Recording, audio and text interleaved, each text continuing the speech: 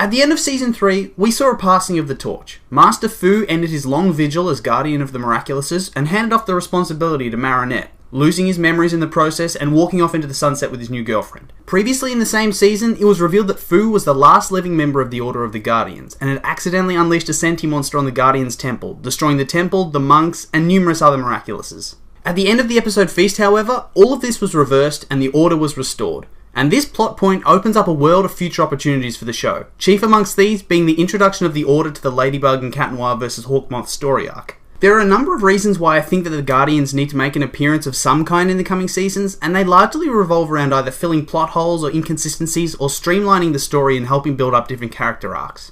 So, in no particular order, here are my reasons why the Order of the Guardians need to make a more substantial appearance in the coming seasons. 1. The Order was brought back from being extinct. This is by far the most basic reason as to why they need to make an appearance. Throughout the first 3 seasons, we've seen hints and clues about the Order's existence, and then had an episode dedicated to Fu's guilt about the fate of the Order, which in the end resulted in the Order, Temple, and monks being restored from the stomach of a senti-monster.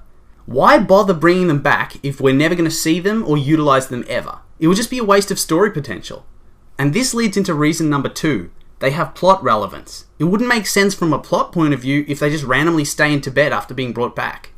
I mean, look at it from this point of view. You're the head monk at the temple. You've assigned a young novice to watch the most powerful Miraculuses the Order has, and then suddenly a huge blue monster's rampaging through your temple, killing everybody and destroying everything. And then, you're awake again. Everything's back to normal except the box that had the Ladybug and Cat Miraculuses is gone. Eventually you hear about various animal-themed costumed heroes in Paris fighting against various villains. Your heart sinks as you realise that Fu must have lost the butterfly and the peacock Miraculuses, and now they're being used for evil. You might even hear about heroes battling out in Shanghai. You realise that these heroes need a proper mentor, because obviously Fu isn't doing a great job, so you decide to send a representative to help them out. And this leads into point 3. The heroes are not ready to not have a mentor. At the end of Season 3, we farewelled the character of Master Fu, who got memory wiped and went on his way. This leaves a big hole in the mentor role that needs to be filled because both of the main protagonists need guidance in one way or another. We'll start with the obvious, Cat Noir. I think one of the biggest complaints regarding his character is that as a hero, he can never really measure up to Ladybug in either skill or prominence. A lot of that, in my opinion, has to do with the fact that Marinette was essentially trained specifically by Fu to take over as Guardian of the Box, and so she benefited directly from his mentorship as opposed to Adrian. On top of that, Marinette has the more mature and thoughtful Kwame and Tiki, whereas Plagg is more comic relief and less likely to impart much wisdom or advice beyond the occasional tidbit. I think a one-off episode where a Guardian spends some one-on-one time with Cat Noir to properly show him the ropes and teach him how to measure up to Ladybug would be an interesting story arc and really push his character to the next level. And for Marinette, some interactions with actual Guardians might help to just neatly tie a bow around her storyline. They can legitimize her and give her a nice thumbs up considering how skilled she is in her role. And this leaves me with the final reason why I think the Guardians need to show up sooner rather than later. They need to be involved in the ending of the Hawkmoth arc. I think it's pretty clear that sooner or later Hawkmoth's going to get his hands on the big two, get his long-awaited wish and cause doomsday or something else bad. After what will be 5 seasons worth of Hawkmoth fails, if he doesn't get the wish, what's the point of the show?